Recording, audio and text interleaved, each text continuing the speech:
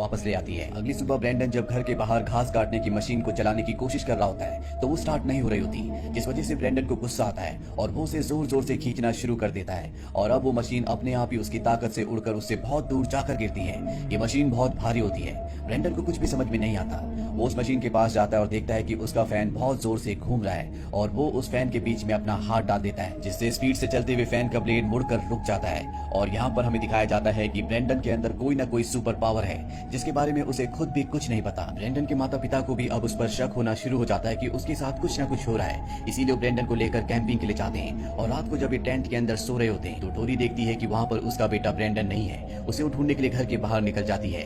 वहीं हमें ब्रेंडन की एक क्लासमेट को दिखाया जाता है जो अपने रूम में होती है और अपने आप ही उसका लैपटॉप ऑन हो जाता है। वो लैपटॉप को बंद करती है और जैसे मुड़ती है लैपटॉप एक बार फिर से ऑन हो जाता है। उसे कुछ भी समझ में नहीं आता और इस बार वो लैपटॉप को बंद करके उसके ऊपर बुक्स रख देती है, पर एक बार फिर से लैपटॉप अपने आप ही ऑन हो जाता है। ये सब देखकर वो घबरा जाती है और तभी खिड़की के बाहर उसे ब्रेंडन दिखता है, जिसे देखकर वो डर जाती है। और तब तक वहाँ पर उसकी मॉम आ जाती है और वो देखती है कि वहाँ पर कोई भी नहीं है। वहीं ब्रेंडन की मॉम जो उसे टेंट के बाहर ढूंढ रही होती है वो देखती है कि ब्रेंडन वहीं पर है। वो कहता है कि मैं वॉशरूम गया था। और अगले दिन ब्रेंडन जब स्कूल जाता है तो वहाँ पर उनका फिजिकल एजुकेशन का पीरियड चल रहा होता है, जहाँ पर ब्रेंडन को सर्कल में घेर लिया जाता है। उसके चारों तरफ उसके क्लासमेट्स होते हैं और ब्रेंडन अपनी बॉडी को फ्री छोड़कर उनकी तरफ गिर रहा होता है। दरअसल ये एक ट्रस्ट टेस्ट है, यानी जिसमें हमें दूसरों पर विश्वास रखना होगा। और जब वो अपनी उस क्लासमेट की तरफ गिरता है जिसके घर पर एक दिन रात को वो गया था तो वो हट जाती है, जिससे ब्रेंडन गिर जाता है। अब यहाँ पर इनका फिजिकल एजुकेशन का टीचर आता है और वो उस लड़की को डांटता है और कहता है कि तुम्हें ब्रेंडन को उठाना होगा, उससे माफी मांगनी होगी। वो ब्रेंडन को उठाने के लिए अपना हाथ उसकी तरफ बढ़ाती है। ब्रेंडन उसका हाथ इतनी जोर से दबाता है कि वो क्रश हो जाता है। इसके बाद ब्रेंडन को स्कूल से 2 दिन के लिए सस्पेंड कर दिया जाता है। वहीं टोरी ब्रेंडन की इस हरकत से बहुत ज्यादा परेशान होती है और वो अपने हस्बैंड कायल को बताती है कि जिस चीज को हमने बर्न के नीचे छुपा रखा है वो चीज हमारे बेटे ब्रेंडन को अपनी तरफ अट्रैक्ट करती है। उसने कई बार बर्न का दरवाजा खोलने की कोशिश की है। अब रात को जब ब्रेंडन सो रहा होता है तो बर्न में एक बार फिर से लाल रोशनी जलना शुरू हो जाती है और वहाँ से हमें कुछ अजीब से जीवों की आवाज भी आ रही होती है। ब्रेंडन उठता है और एक बार फिर से बान के पास जाता है और इस बार वो उस लॉक को तोड़ देता है, जिससे पूरी की पूरी लाल रोशनी के बीच में वो आ जाता है। टोरी अपने रूम से उस लाल रोशनी को देख लेती है और वो बान की तरफ भागती है और जब वो बान में पहुंचती है तो देखती है कि उसका बेटा ब्रेंडन उस लाल रोशनी में हवा में उड़ रहा है, पर जब उसके पास जाती है तो वो अपने आप ही नीचे गिर जाता है। ब्रेंडन का हाथ भी जख्मी हो जाता है और ब्रेंडन को जिंदगी में पहली बार चोट लगी है। ब्रेंडन को कुछ भी समझ नहीं आता कि वो कौन है और अब वो अपनी मॉम से सारा सच जानना चाहता है। उसकी मॉम बताती है कि आज से 12 साल पहले हमारे घर के पीछे एक यूएफओ यानी कि स्पेसशिप क्रैश हुआ था और स्पेसशिप के अंदर तुम भी थे। दरअसल ब्रेंडन इनका बेटा नहीं होता, बल्कि इन्हें वो स्पेसशिप के अंदर मिला था जो इनके घर के पीछे क्रैश हुआ था, जिसके बाद इन्होंने उस स्पेसशिप को अपने बान में छुपा दिया।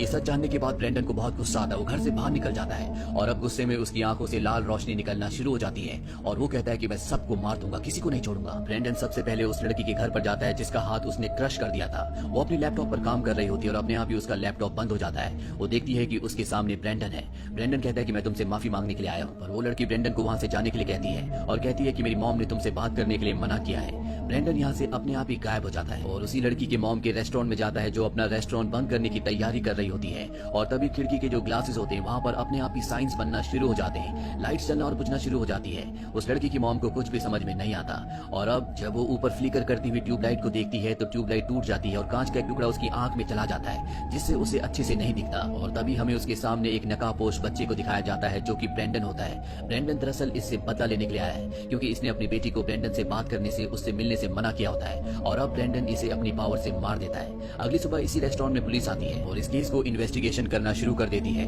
वहीं टोरी को दिखाया जाता है जो अपनी छोटी बहन के पास, जो कि स्कूल में काउंसलर है, ब्रेंडन को ले जाती है ताकि वो ब्रेंडन की काउंसलिंग कर सके। उसे भी ब्रेंडन के बारे में सब कुछ पता है और रात को ब्रेंडन अपनी आंट के यानी कि अपनी मॉम की बहन के पास जाता है। उनके दरवाजे को जोर से नॉक करता है और उन्हें कहता है कि तुम मेरे बारे में कभी किसी को मत बताना, वरना ये सब के लिए बहुत बुरा होगा। उसकी आंट उसे वहाँ से जाने के लिए कहती है और दरवाजा बंद करके अंदर सो जाती है और ब्रेंडन एक बार फिर से नकाब पहनकर घर के अंदर आ जाता है। यहाँ पर उसकी आंट का जो हस्बैंड होता है वो भी होता है और वो ब्रेंडन को देख लेता है। वो उसका नकाब उतारता है और उसे घर से बाहर ले जाता है। वो उसे गाड़ी में बिठाकर घर छोड़ना चाहता है लेकिन ब्रेंडन गाड़ी पर बैठने से मना कर देता है और जब वो उसके साथ जबरदस्ती करता है तो ब्रेंडन को बहुत गुस्सा आता है। उसकी आंखों से आग निकलना शुरू हो जाती है जिस वजह से उसके अंकल दूर जाकर गिरते हैं। वो वापस अपनी गाड़ी के पास आते हैं लेकिन ब्रेंडन अब यहाँ से भाग चुका होता है। वो गाड़ी से उसका पीछा करते हैं लेकिन कुछ ही देर बाद उनकी गाड़ी खराब हो जाती है और वो देखते हैं कि उनके सामने ब्रेंडन है जो हवा में उड़ रहा है। उन्हें अपनी आंखों पर यकीन नहीं आता। उन्हें लगता है कि वो ड्रंक है इसीलिए उन्हें ऐसा दिख रहा है, पर अगले पल उनकी गाड़ी भी हवा में उड़ना शुरू हो जाती है और ब्रेंडन उनकी गाड़ी को बहुत ऊंचाई पर ले जाकर नीचे जमीन पर पटक देता है जिससे उसके अंकल की मौत हो जाती है और वो उनके रक्त से जमीन पर एक साइन बनाता है और अब जब ब्रेंडन घर वापस आता है तो उसके मॉम और डैड यानी कि टोरी और कायल देखते हैं कि उसने शर्ट नहीं पहनी। वो ब्रेंडन से पूछते हैं कि तुम्हारी शर्ट कहाँ पर है। वो कहता है कि मुझे कुछ बच्चों ने गिरा दिया था जिस वजह से मेरी शर्ट फट गई। उसकी शर्ट उसके हाथ में होती है।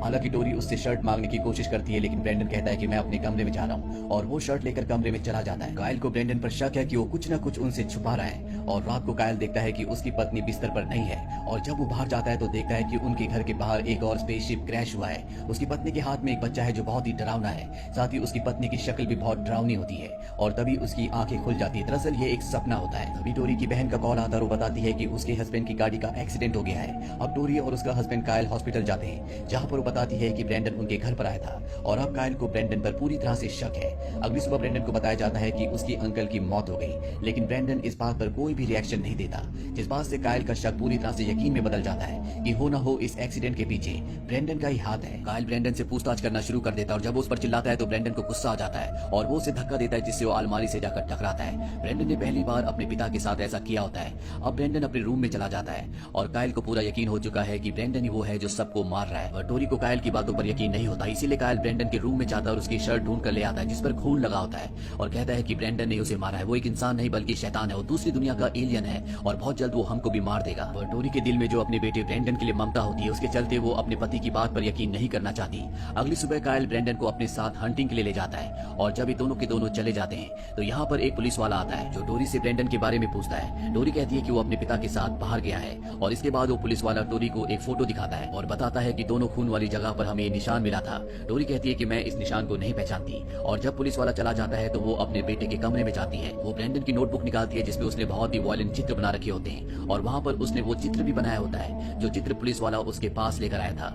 टोरी को पूरा यकीन हो जाता है कि ब्रेंडन ही वो है जो सबको मार रहा है। वहीं जंगल में हमें कायल और ब्रेंडन को दिखाया जाता है जो शिकार करने के लिए यहाँ पर आए हुए हैं। ब्रेंडन कायल से आगे चल रहा होता है और कायल यहाँ पर इसी मौके का इंतजार कर रहा था। वो पीछे से ब्रेंडन को गोली मार देता है लेकिन गोली का उस पर कोई भी असर नहीं होता। कायल ये देखकर डर जाता है और दोबारा गोली को लोड करता है पर तभी वो देखता है कि ब्रेंडन वहाँ से गायब हो चुका है। कायल अपनी जान बचाने के लिए भागना शुरू करता है और तभी ब्रेंडन उड़ता हुआ उसे नीचे जमीन पर गिरा देता है। अब उसने मास्क भी पहना होता है जिसके बाद वो कायल के पास आता है और अपनी आंखों से आग निकालकर कायल को मार देता है। वहीं घर पर हमें टोरी को दिखाया जाता है जिसे अब ब्रेंडन की सच्चाई का पता है। वो अपने पति कायल को कॉल कर रही होती है और उस कॉल को रिसीव करता है ब्रेंडन। वो ब्रेंडन से पूछती है कि कायल कहाँ पर है। वो कहता है कि वो जा चुके हैं। वो समझ जाती है कि अब कायल इस दुनिया में नहीं रहा। टोरी उससे पूछती है कि तुम कहाँ पर हो। ब्रेंडन कहता है कि मैं तुम्हारे लिए घर पर आ चुका हूँ और अब टोरी डर जाती है इसीलिए वो पुलिस को कॉल करती है। पुलिस भी यहाँ पर पहुंच जाती है और जब टोरी पुलिस के पास आई रही होती है कि तभी वो एक पुलिस ऑफिसर को मार देता है। इसके बाद यहाँ पर जो फीमेल पुलिस ऑफिसर होती है वो टोरी को कहती है कि तुम अंदर जाओ और वो और भी मदद मंगवाने के लिए कॉल करती है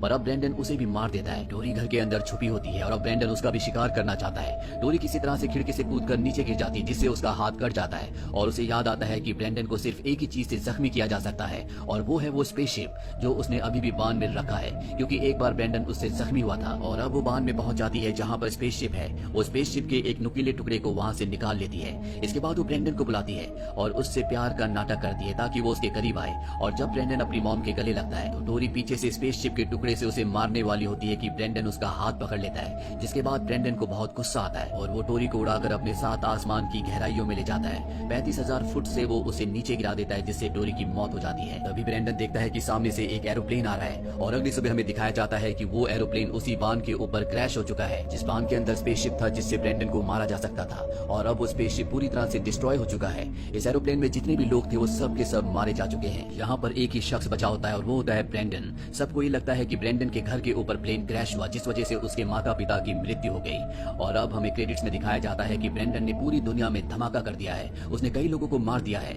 और मीडिया ने उसे एक नया नाम दिया है जो कि है ब्राइटबर्न। और अगर इंसानों को अपने अस्तित्व को बचाना है तो उन्हें किसी भी कीमत पर ब्राइटबर्न को यानी कि ब्रेंडन को खत्म करना होगा। इसी के साथ ये फिल्म यहीं पर खत्म